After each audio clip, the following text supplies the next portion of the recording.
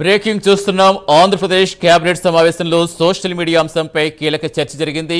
Social media వేదికగా చేస్తున్న అభ్యంతరకర వ్యాఖ్యలు, పోస్టులపై డీజీపీ కేబినెట్కు పవర్ పాయింట్ ప్రజెంటేషన్ ఇచ్చారు. అసభ్యకర, అభ్యంతరకర వ్యాఖ్యలు ఎట్టి పరిస్థితులు ఉపేక్షించవద్దని కేబినెట్ ఆదేశించినట్టుగా తెలుస్తోంది. సోషల్ మీడియా కార్యకలాపాలపై ప్రత్యేకంగా దృష్టి సారించేందుకు వెంటనే టాస్క్ ఫోర్స్ ఏర్పాటు చేయాలని నిర్ణయించినట్టుగా తెలుస్తోంది. పూర్తి సమాచారం ఇచ్చేందుకు మా కరెస్పాండెంట్ శ్రీహరి లైవ్లో జరుగుతున్న. శ్రీహరి, మధ్యకాలంలో చూస్తున్న సోషల్ మీడియా అభ్యంతరకర వ్యాఖ్యలు కావచ్చు, పోస్టులు కావచ్చు, ఏ స్థాయిలో మొత్తం రాష్ట్ర వ్యాప్తంగా హీట్ పుట్టిస్తున్నాయో, ఇప్పుడు దీనికి సంబంధించి కేబినెట్లో కీలక డెసిషన్ చెప్తున్నారు. ఏం తీసుకున్నారు? డీజీపీ ఏమిచ్చారు? కేబినెట్ ఏం చెప్పింది?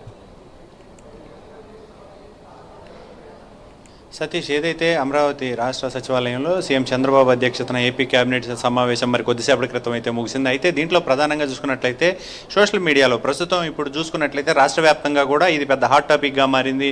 ఏదైతే రావణ్ కేసు వ్యవహారం ఏదైతే ఉందో దీనిపైన రాష్ట్ర ప్రభుత్వం ఇప్పటికే సీరియస్గా యాక్షన్ ఆఫ్ ప్లాన్ అనేది మొదలుపెట్టిందనే చెప్పాలి. అయితే ఈ నేపథ్యంలోనే జరుగుతున్న సోషల్ మీడియా వేదికగా ఏదైతే ఇష్టానుసారంగా మాట్లాడుతున్న వ్యక్తులు ఎవరైతే ఉన్నారో వీరందరినీ కూడా కట్టడి చేయాలని చెప్పని రాష్ట్ర ప్రభుత్వం భావిస్తుంది.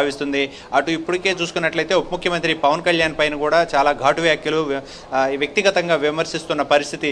అయితే ఈ నేపథ్యంలోనే ఒక్క పవన్ కళ్యాణే కాదు, రాష్ట్ర వ్యాప్తంగా ఉన్న మంత్రులు కానీ, ఏదైనా ముఖ్యమంత్రులు కానీ ఎవరైతే ఉన్నారో నాయకుల పైన కానీ, అటు అధికారుల పైన కానీ కొంత సోషల్ మీడియాలో ఇష్టానుసారంగా మాట్లాడడం అనేది మరింతగా పెరిగిపోయింది. అయితే ఈ నేపథ్యంలోనే దాన్ని కొంతవరకు కంట్రోల్ చేయాలి అని చెప్పని ఇప్పటికే రావణ్ కేసు వ్యవహారంలో చాలా ఆలస్యం చేశారని చెప్పని కూడా అధికారులు, అటు పక్క నాయకులు కూడా భావిస్తున్న పరిస్థితి. ఈ నేపథ్యంలోనే మరింతగా ఇష్టానుసారంగా మాట్లాడటమే కాదు, ఈ రావణ్ కేసు వ్యవహారంలో వైసీపీ బ్యాక్గ్రౌండ్లో వెనకుండి కొంత ఏదైతే అంటే నగదు రూపంలో అతనికి ఇచ్చి మాట్లాడిస్తున్నారనే అనుమానాలు కూడా కలుగుతున్నాయి. దీనిపైన ఆధారాలు కూడా త్వరలో బయట పెడతాము అని అయితే నాయకులు చెప్తున్న పరిస్థితి. అయితే దీంట్లో కొన్ని కీలకమైన ఏవైతే ఉన్నాయో ఈ అంటే రావణ్ చేసిన సోషల్ మీడియా వేదికగా చేసిన ఏవైతే వ్యవహారం ఉందో మొత్తం కూడా దానిపైన మీద పూర్తి స్థాయి దర్యాప్తు డీజీపీ కూడా ఇందాక సీఎం చంద్రబాబుతో పాటు మంత్రులందరికీ కూడా పవర్ పాయింట్ ప్రజెంటేషన్ అయితే ఇచ్చిన పరిస్థితి. ఓవరాల్గా ఏం జరుగుతుంది, ఎలా జరిగింది